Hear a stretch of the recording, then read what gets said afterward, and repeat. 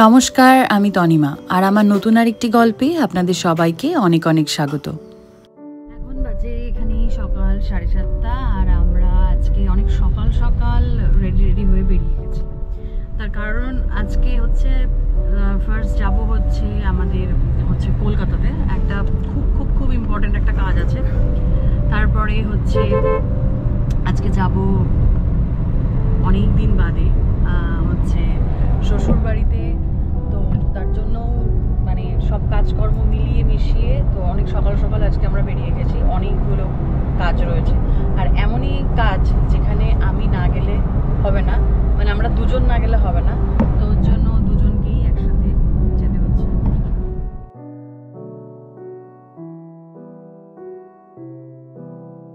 বেশ অনেক দিন পর আবার এই জ্যাম জট হর্ন শব্দগুলো কিন্তু আগে বিরক্তকর হলেও এখন বেশ মজাই লাগে।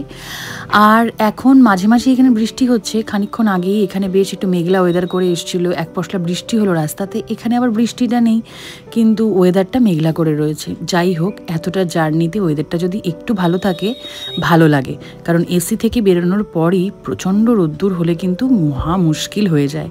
এখানে আসার পর ওয়েদারের তো একটা অনেক বড় পরিবর্তন হয়েছে, যার জন্য মাঝে মাঝেই বেশ শরীর খারাপ হচ্ছে, কিন্তু তাও চেষ্টা করছি নিজেকে ঠিকঠাক করে রাখতে।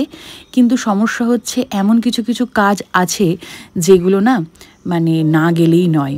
আর অনল এতবার বাড়ি থেকে আমাদের বাড়ি যাতায়াত করেছে আমার বিভিন্ন রকমের মানে অফিসিয়াল ডকুমেন্টসগুলোতে সই সাবুত সব কিছু করার জন্য, কিন্তু এখানে আর না আসলেই নয়। আমাদের কলকাতার ঐতিহ্য আইটিসি রয়্যাল বেঙ্গল, এখান থেকে যেতে গেলে হাজার হাজার মানুষ এই ভিডিওটা করে, কারণ এটা না শুধু একটা হোটেল নয়, যেন দেখলেই মনে হয় যে হ্যাঁ, আমি আমার কলকাতাতে, আমি আমার বাড়ির আশেপাশেই কোথাও একটা আছি।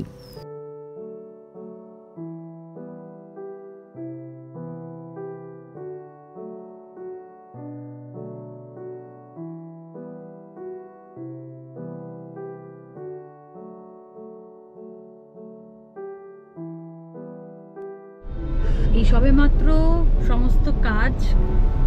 সমস্ত ইম্পর্টেন্ট কাজ কমপ্লিট হয়ে এই গাড়িতে উঠলাম, মানে 2-2.5 ঘন্টা মতো ছিলাম আর কি।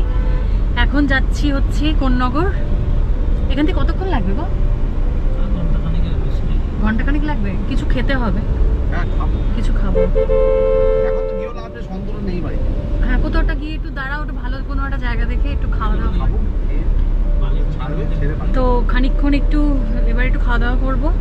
টুকটাক খাওয়া দাওয়া করেছি, কিন্তু লাঞ্চ কিছু হয়নি। তো এবার লাঞ্চ করবো, করে হচ্ছে যাবো অন্য করে। খাওয়া দাওয়া সেরে গাড়িতে উঠলাম। আমাদের আরও একটি ঐতিহ্য হাওড়া ব্রিজ, মানে এই হাওড়া ব্রিজ দেখার জন্য কত দূর দূরান্ত থেকে মানুষ এখানে আসে। ছোটোবেলা থেকে এই হাওড়া ব্রিজ নিয়ে আমারও অনেক উৎসাহ ছিল, কিন্তু হাওড়া ব্রিজ দিয়ে যাতায়াত আমাদের খুব একটা হয় না। কিন্তু এখন এই বিবাহ সূত্রে বেশ অনেকবারই হাওড়া ব্রিজ দিয়ে আমরা যাতায়াত করি। আর এই হচ্ছে সেই গঙ্গা, কি অসম্ভব সুন্দর লাগে এই জায়গাটা থেকে যাতায়াত করার সময়, তার বলবার কথা নয়। তাই ভাবলাম যে এই ভিডিওটা আপনাদের সাথেও একটু শেয়ার করি। যারা যারা অনেক দূরে আছেন বা এই জায়গাগুলোকে মিস করছেন, এর বাড়ির আশেপাশেই আপনাদের বাড়ি, তারা নিশ্চয়ই দেখে আপনাদের মনটাও খানিকটা জোড়াবে।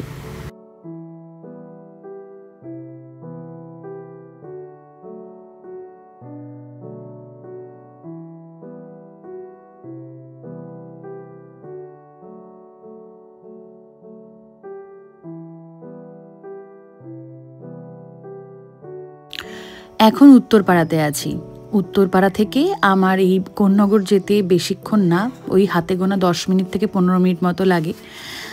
আর এই জায়গাগুলো একটু অন্যরকম, মানে অন্যরকম বলতে কীরকম, এই গঙ্গার এপার আর গঙ্গার ওপারের মধ্যে বেশ অনেকটাই কিন্তু তফাৎ আছে।